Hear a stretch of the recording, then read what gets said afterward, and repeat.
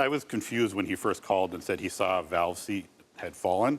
It's really hard, as he pointed out in that picture, to see into the engine because the valve seat is inside of the engine with a little slim line of sight to see it, which is why I wanted the picture of the engine whole so I could see how he could see in there and see that there was a valve seat fallen.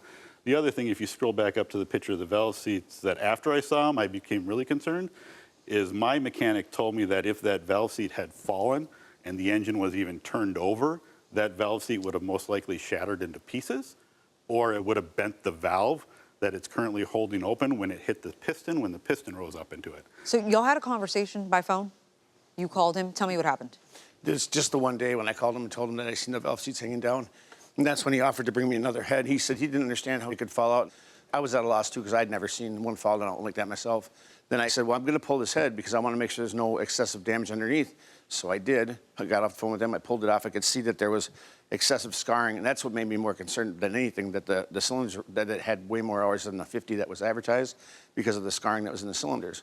So I called him back, I said, I'm not gonna be able to use this engine. It's not what you said it was, and that's what he said. I don't know what to tell you, man, you bought it as is.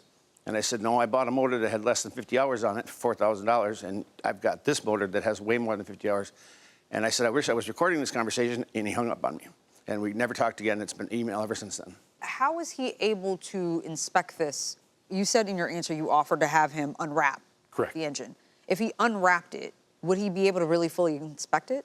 If he unwrapped it, based on his testimony, he would have seen the fallen valve seat before it ever left my house. Do you think that he had a part in this engine's damage? Because you said that he improperly picked the engine up. Because he loaded the engine way up towards the tongue of the trailer, and it wasn't balanced over the wheels, and he drove for about an hour through construction, the severe vibrations could have caused the valve seat to fall, which would explain why the engine was never turned over and the valve seat. How far did you transport the engine? Half an hour, 45 minutes from his house to my house. Your Honor? On a freeway? Yeah, yep. And I just want to point out his Exhibit B of my exhibits. He admits that it was a 45-minute to 55-minute drive. Yeah, Okay, I'll take a look at that. I'm going to open it up. Mr. Welson, I'm still going back to this inspection report by the marina here. Both heads have exhaust seats dropped. They tore down both heads. They both need to be completely rebuilt. All valves are junk. Springs have no pressure. This engine was overheated bad, causing a lot of damage. I would recommend a complete rebuild. It doesn't sound like the sort of damage that would be caused in improperly securing it while taking it back to his house. I couldn't speak to the report or the engine that they inspected as part of the report. I didn't get the opportunity to look at it. He bought something for you for $4,000, took it home, and it didn't work day one.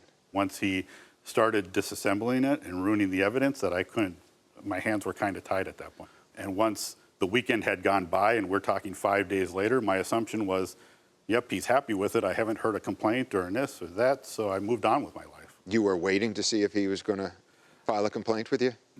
Every time I sell something, I worry a little bit about buyer's remorse, especially when somebody's telling me they have to pawn off a gold bracelet to purchase it.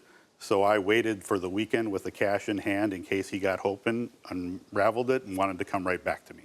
Mr. Popov, if you had just unwrapped it there, you would have been able to see what you saw that led you to then inspect, right? The mouse nest in there, I would have seen that if I unwrapped it, yep. All right, the parties are excused while we deliberate in this matter. Thank you both, gentlemen. Okay, Mr. Popov, Mr. Welson, we have reached a verdict, but it was not unanimous. And the fact that we have a not unanimous verdict reflects the fact that this was very difficult for us. And this is one of those cases where the law doesn't necessarily reflect the most satisfying result.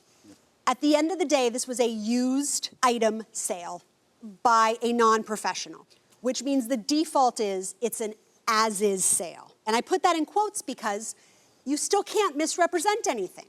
But at the end of the day, we read that language and felt that it said the truth. Nonetheless, Judge Menster still agreed with you. He felt that at the end of the day, you bought an engine that didn't work. He would have given back your money. So we wish you both the best in all your boating adventures. The verdict of the court is to dismiss the plaintiff's complaint.